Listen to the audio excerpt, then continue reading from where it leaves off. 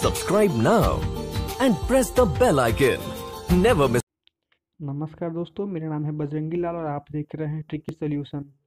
दोस्तों, आज हम डिस्कस करने वाले हैं रीजनिंग के 5 अति महत्वपूर्ण प्रश्न जो बार बार परीक्षाओं में पूछे जाते हैं।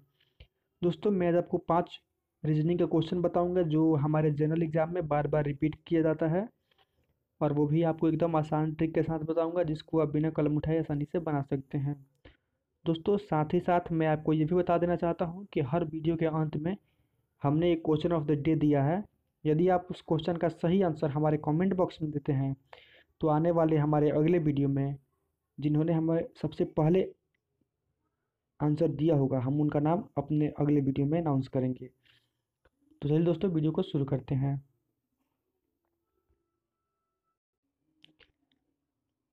दोस्तों, ये हमारा पहला क्वेश्चन दिया गया है कि दिए गए प्रश्न में प्रश्नवाचक चिन्ह के स्थान पर आने वाले अंक के लिए सही विकल्प का चयन कीजिए।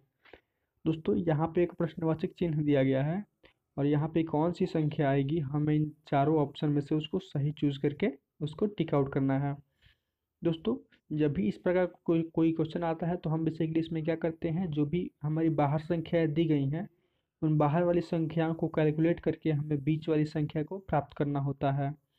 तो दोस्तों, हम इस पे ट्रिक अप्लाई करते हैं। यदि हम बाहर की सभी संख्याओं को जोड़ते हैं तो ये काफ़ी छोटी संख्या हमें मिलती है और जो बीच वाली संख्या वो काफ़ी बड़ी है। तो दोस्तों, हमें ऐसी बीच वाली संख्या नहीं मिलेगी, तो हम इस पे दूसरा कोई अदर ट्रिक अप्लाई करते हैं।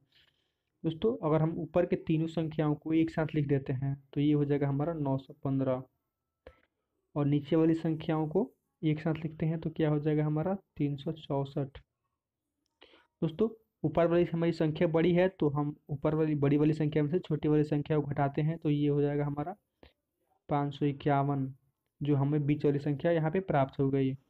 दोस्तों, इसी प्रकार हम इसको देखेंगे कि ये जो है ट्रिक सेकंड वाले पे अप्लाई होता है कि नहीं। दोस्तों, यहाँ पे यदि हम देखेंगे तो बड़ी वाली संख्या हमें नीचे से प्राप्त होगी, तो हम नीचे वाली तीनों संख्याओं को एक साथ लिखते हैं तो यहाँ पे हमारे क्या मिल जाएगा 789, और ऊपर वाली संख्याओं को अगर हम लेते हैं तो क्या हो जाएगा 543। दोस्तों, अगर हम यहाँ पे माइनस करते हैं इसको तो हमें बीच वाली संख्या यहाँ पे मिल जा रही है। तो हम क्या करेंगे, इसी ट्रिक को ये थर्ड वाले पे अप्लाई करेंगे। दोस्तों, वहाँ पे अप्लाई करने के लिए हम क्या करेंगे, बड़ी वाली संख्या हमें यहाँ ऊपर से मिलेगी तो हम क्या करेंगे, उसको 863 लिखेंगे और नीचे वाली के लिए क्या लिखेंगे 241। अगर हम इसको माइनस करते हैं तो हमें मिलता है 2 2 एंड 6। दोस्तों, यहाँ पे हमें 622 मिलता है। तो हम दोस्तों यहाँ पे देखेंगे कि 622 हमें किसी ऑप्शन में है कि नहीं। दोस्तों, यहाँ पे हम देखते हैं कि हमारा जो ऑप्शन बी है वहाँ पे हमें 622 का ऑप्शन मिल रहा है। तो दोस्तों, यहाँ पे हमारा सही आंसर हो गया। दोस्तों, उम्मीद करता हूँ कि आपको ये प्रश्न समझ में आ गया होगा और इस प्रकार जो भी क्वेश्चन आएगा उसको आप आसानी से सॉल्व कर लेंगे। तो दोस्तों, चलिए अगले प्रश्न की ओर आगे बढ़ते हैं। दोस्तों, ये हमारा अगला प्रश्न है। यहाँ प्रश्न दिया गया है कि दिए गए प्रश्न में सही विकल्प का चयन कीजिए। दोस्तों, प्रश्न हम पढ़ते हैं। प्रश्न में लिखा गया है कि अजय ने कहा, यह लड़की मेरे माँ की पोते की पत्नी है। अजय का उस लड़की से क्या रिश्ता है। दोस्तों, जब भी इस प्रकार का कोई प्रश्न आता है तो हम, या जैसे यहाँ पे अजय दिया गया है तो जिसने कहा उसको हम खुद पे अप्लाई करते हैं। माना कि मैंने कहा, यहाँ पे अजय मैं हूँ। तो दोस्तों, हम क्या करेंगे, हम इसको अपने पे अप्लाई करते हैं तो इसके अनुसार अगर हम इसको आगे देखते हैं तो क्या हो जाएगा, जैसे ये मैं हूँ तो मैंने कहा कि यह लड़की मेरे माँ की पोते। दोस्तों, आपके माँ का पोता कौन होगा, आपका बेटा होगा या फिर आपका भतीजा होगा। ठीक है दोस्तों, तो आपके माँ के पोते उसकी पत्नी आपकी कौन होगी, बहू होगी, आपकी वो बहू होगी। तो दोस्तों, बहू का आपसे, आपके बहू का आपसे क्या रिश्ता होगा, तो ससुर का रिश्ता होगा। दोस्तों, तो यहाँ पे हमारा जो सही ससुर आंसर है ये सही आंसर होगा। तो दोस्तों, आशा करता हूँ कि आपको ये प्रश्न भी समझ में आ गया होगा। तो चलिए दोस्तों, आगे बढ़ते हैं अगले प्रश्न की ओर। दोस्तों, ये हमारा अगला प्रश्न है। प्रश्न दिया गया है कि मेरे घर से मैं उत्तर की ओर 5 किलोमीटर पैदल चलता हूँ, फिर मैं 180 डिग्री घूम जाता हूँ और 8 किलोमीटर चलता हूँ। मैं घर से कितनी दूरी पर हूँ। दोस्तों मैं अपने घर से 5 किलोमीटर पैदल चलता हूँ। दोस्तों ये जो क्वेश्चन आता है ये दिशा का क्वेश्चन होता है, तो इसके लिए हम सबसे पहले क्या बनाना होता है, हमें दिशा वाला बनाना होता है जिससे हम आसानी से दिशा को समझ सकें।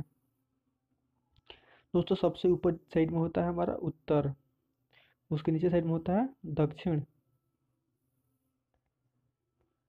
दक्षिण के दाहिने साइड में होता है हमारा पूरब,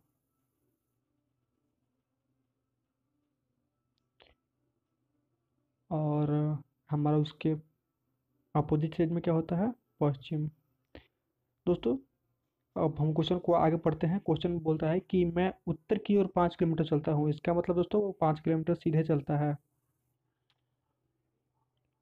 उसके बाद मैं फिर 180 डिग्री घूम जाता हूँ। दोस्तों आप समझ सकते हैं कि 180 डिग्री घूम जाने का मतलब क्या, हम ठीक विपरीत दिशा में घूम गए। दोस्तों वो यहाँ तक आया 5 किलोमीटर उत्तर दिशा में, अब वो ऊपर से नीचे आ गया 8 किलोमीटर। तो दोस्तों अब यहाँ से वो चला था बीच से 5 किलोमीटर ऊपर चला था, उसके बाद ऊपर से नीचे आया 8 किलोमीटर। तो दोस्तों नीचे अब वो कौन सी दिशा में आ गया है, दक्षिण की दिशा में। दोस्तों अब वो अपने घर से कितने दूरी पर आ गया, तो हम यहाँ पे क्या करेंगे, 8 में से 5 को माइनस कर लेंगे, तो ये हो गया हमारा 3 किलोमीटर की दूरी पर आ गया है, और वो भी कौन सी दिशा में, दक्षिण की दिशा में। तो दोस्तों हम इस पे देखते हैं कि 3 किलोमीटर दक्षिण कौन से ऑप्शन में है, तो ये हमारा पहले ऑप्शन में है। तो दोस्तों ये हमारा पहला आंसर सही हो गया यहाँ पे। तो दोस्तों चलिए आगे बढ़ते हैं। दोस्तों ये हमारा पहला प्रश्न है। क्वेश्चन पर में दिया गया है कि दी गई श्रृंखला में प्रश्नवाचक चिन्ह के स्थान पर आने वाले अंक के लिए सही विकल्प का चयन कीजिए। दोस्तों यहाँ पे हमें 4 संख्याएं दी गई हैं और पांचवी संख्या के जगह पे हमें प्रश्नवाचक चिन्ह दिया गया है। यहाँ पे कौन सी संख्या होगी हमें वो बताना है इन चारों ऑप्शन में से चूज करके। दोस्तों जो भी श्रृंखला का क्वेश्चन होता है उसमें जो भी संख्याएं दी गई हैं वो एक दूसरे से रिलेटेड होता है। जैसे यहाँ पे 4 है, उसके बाद 17 है, उसके बाद 43 दिया गया है। दोस्तों ये जो संख्याएं हैं कुछ अंतराल के बाद आगे बढ़ी हैं। दोस्तों वो अंतराल हमें पता करना है, वो अंतराल पता करके हम आगे वाली संख्या को भर सकते हैं। दोस्तों यहाँ पे हम जिस जिस देख सकते हैं कि 4 के बाद 17 दिया गया है, तो 17 में से अगर हम 4 को माइनस करते हैं तो ये हमें मिलता है 13। उसी प्रकार यदि हम 43 में से 17 को माइनस करते हैं तो हमें मिलता है 26, और यदि हम इस 82 में से 43 को माइनस करते हैं तो हमें मिलता है 39।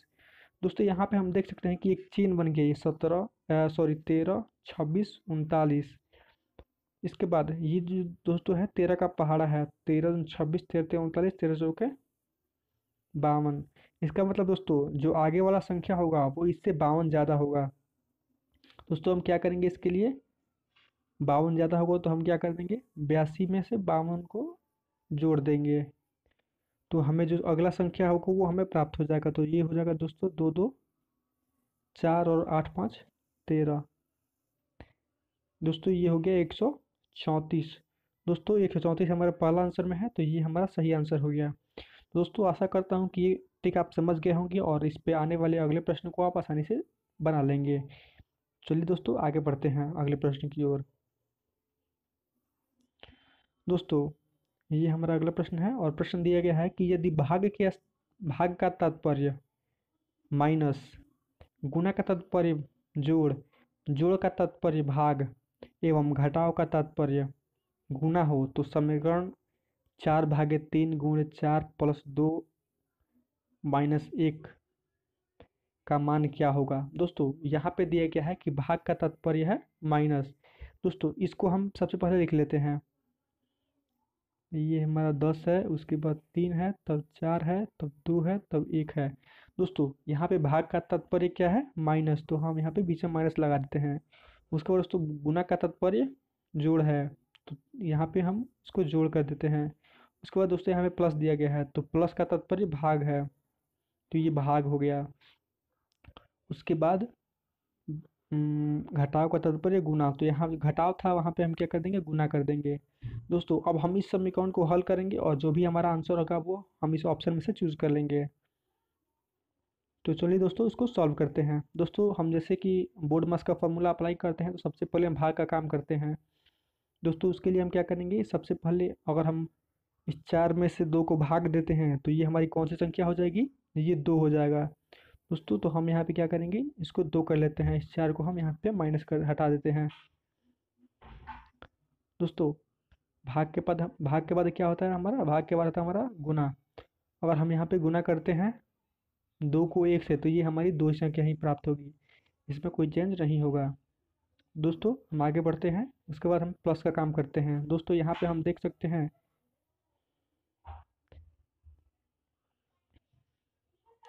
कि 10 है,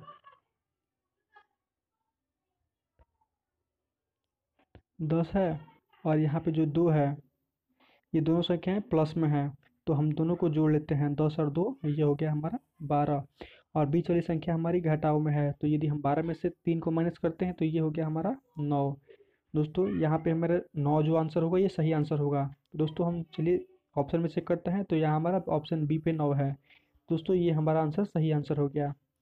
दोस्तों आशा करता हूँ कि ये भी क्वेश्चन आप समझ गए होंगे और इस पे आने वाले अगले क्वेश्चन को आप आसानी से बना लेंगे। तो चलिए दोस्तों अब बारी है हमारे क्वेश्चन ऑफ द डे की।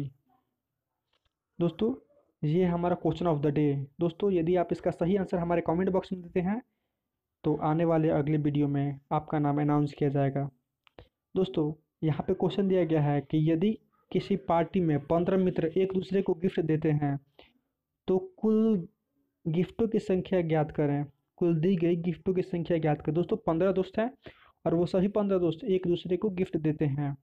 तो दोस्तों टोटल गिफ्टों की संख्या कितनी हुई ये आपको हमारे कमेंट बॉक्स में बताना है। दोस्तों यदि आप हमारे इस क्वेश्चन का आंसर हमारे कमेंट बॉक्स में देते हैं तो आने वाले अगले वीडियो में आपका नाम अनाउंस किया जाएगा। दोस्तों आज के लिए इतना ही। दोस्तों यदि आपको ये वीडियो अच्छा लगा हो तो आप वीडियो को लाइक करें और यदि इसमें कोई त्रुटि रह गई हो तो आप हमें कमेंट बता सकते हैं। चलिए दोस्तों आज के लिए इतना ही और मिलेंगे अगले वीडियो में। चलिए दोस्तों थैंक यू।